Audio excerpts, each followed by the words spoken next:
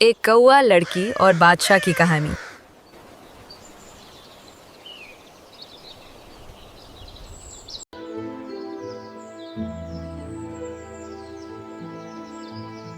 एक दफा का जिक्र है कि दो कुम्हारों की बीवियां मिट्टी जमा करने के लिए जंगल गईं, जिससे वो बर्तन बनाती थीं।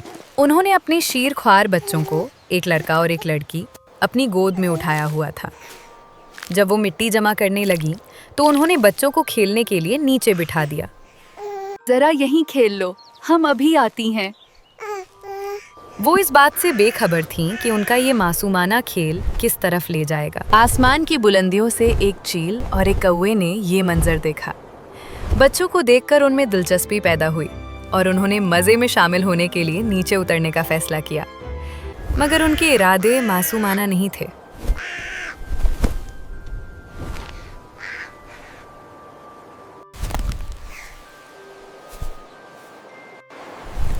चील ने लड़के को झपट लिया और अफसोसनाक तौर पर उसकी जान ले ली।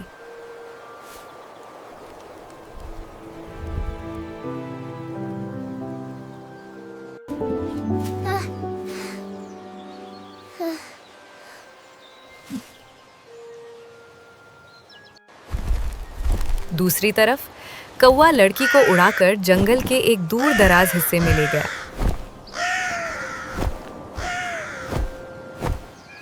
और उसे एक खोखले दरख्त के तने के अंदर गिरा दिया। रोने के बजाय बच्चे को अपने नए साथी कौवे में दिलचस्पी महसूस हुई। वो दोनों मिलकर खेलते और यूं उनके दरमियान एक अनोखा रिश्ता कायम हो गया। कौवा उस लड़की से मोहब्बत करने लगा और उसके लिए अखरोट, फल और जहाँ कहीं से मिलता रोटी और गोश्त के टुकड़े लेकर आता।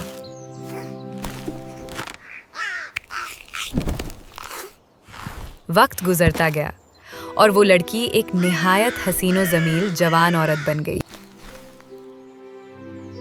और देखते ही देखते उसने अपने रहने की जगह को एक प्यारे से छोटे से घर में तब्दील कर लिया। अब उस घर में वो कौवा और लड़की दोनों रहते थे। लड़की भी कामकाज में कौवे की मदद करती और दोनों साथ खाते रहते।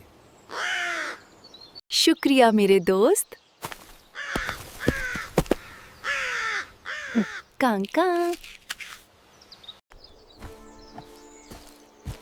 एक दिन एक बढ़ई लकड़ी जमा करने की तलाश में उसी जंगल में आया।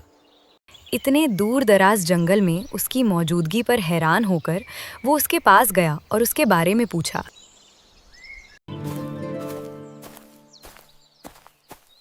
इस सुनसान जंगल में तुम यहाँ अकेली? ए नेक दिल शख्स, मेहरबानी करके मुझसे सवाल न करें। अगर मुमकिन हो मेरे लिए एक चरखा बना दें। मैं यहाँ अकेली हूँ, वक्त गुजरना चाहती हूँ। बढ़ई उसकी इस दरख्वास्त पर हैरान हुआ, मगर उसकी खामोशी का एहतराम करते हुए उसे चरखा बनाकर देने पर राजी हो गया।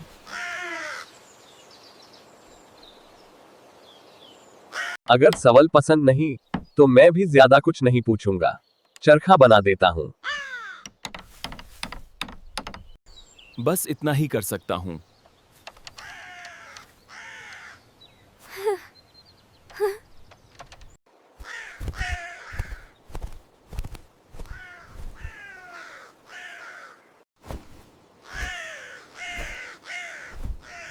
वफादार कौवा, जो हमेशा लड़की की निगरानी करता था, खामोशी से उसके लिए एक तकला और कुछ रुई ले आया। तुम कभी मुझे अकेला नहीं छोड़ते।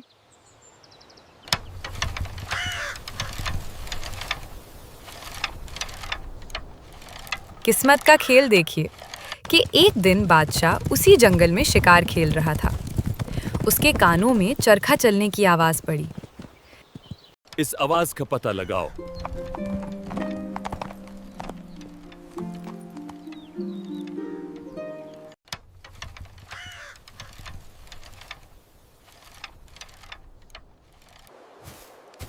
काफी तलाश के बाद उन्होंने लड़की को चरखे के पास पाया और उसे बादशाह के सामने पेश किया।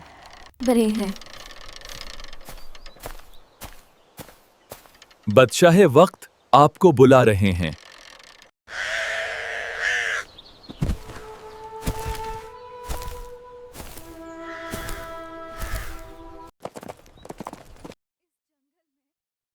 इस जंगल में इतनी शांत रोशनी। महल चालो, मेरी मलका बनकर।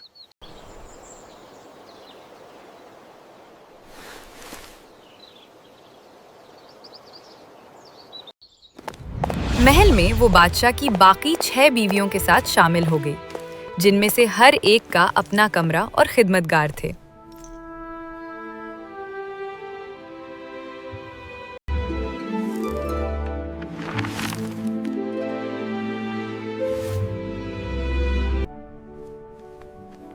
एक दिन बादशाह ने उन सबको एक चैलेंज दिया कि वो अपने कमरों को जितना हो सके उम्दा तरीके से दोबारा सजाएं।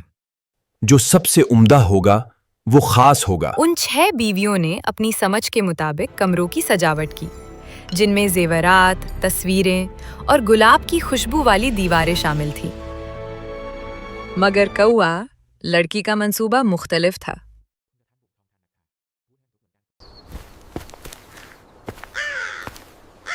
सबके पास सब कुछ है, मेरे पास सिर्फ तुम।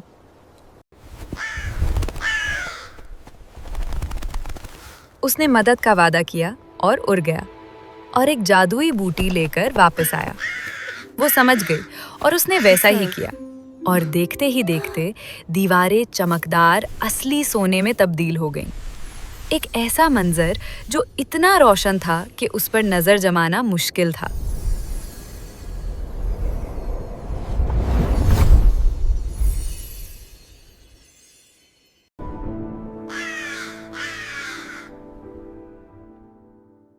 जब दूसरी बीवियों को पता चला तो वो हसद की आग में जलने लगी। उनकी तमाम कोशिशों के बावजूद वो हार गई थीं। वो लड़की का राज जानने के लिए बार-बार पूछती रहीं, मगर वो खामोश रही। सच बताओ, तुमने क्या किया? ये मुमकिन ही नहीं। इसके पास कोई राज है और हमें वो राज चाहिए। बादशाह ने जब कमरों का मुआयना किया तो वो 6 बीवियों से बहुत खुश हुआ। खूब मेहनत की है तुम सबने। मगर जब वो कौआ लड़की के कमरे में गया तो उसकी हैरत की कोई इंतहा न रही। बेमिसाल है। आज से तुम मेरी द ग्रेट क्वीन हो। मालिका का ये नया मर्तबा और बादशाह की मोहब्बत देखकर दूसरी बीवियों का हसद और दुश्मनी मजीद बढ़ गई। उन्होंने कौआ लड़की को खत्म करने का एक खतरनाक मंसूबा बनाया। अगर वो नहीं रही तो सब ठीक हो जाएगा।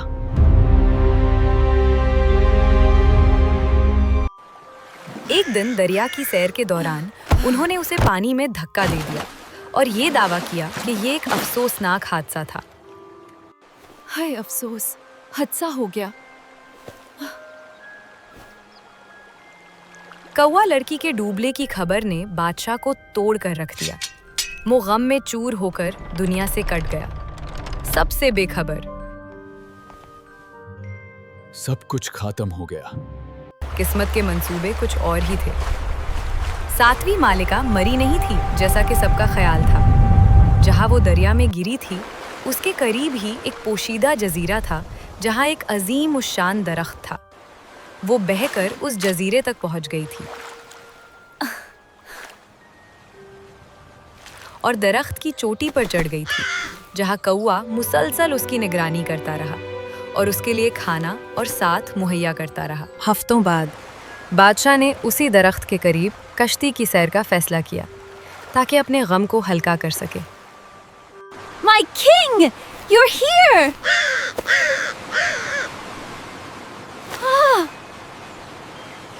जब उसने बादशाह पर अपनी हकीकत जाहिर की तो अपनी प्यारी मलिका को देखकर बादशाह जज्बाती हो गया। ये सपना है। नहीं, नहीं, मैं यहाँ हूँ।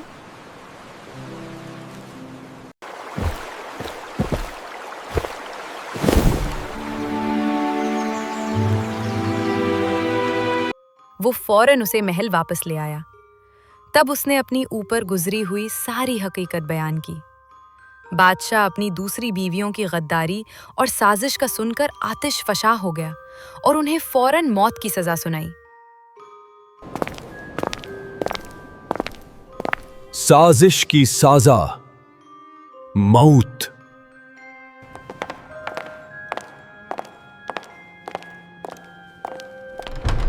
और यूं कौवा लड़की की हिम्मत और मोहब्बत ने हसद और धोखे पर फतह पा ली।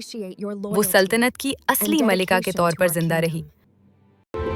तुमने मोहब्बत से सल्तनत जीत ली।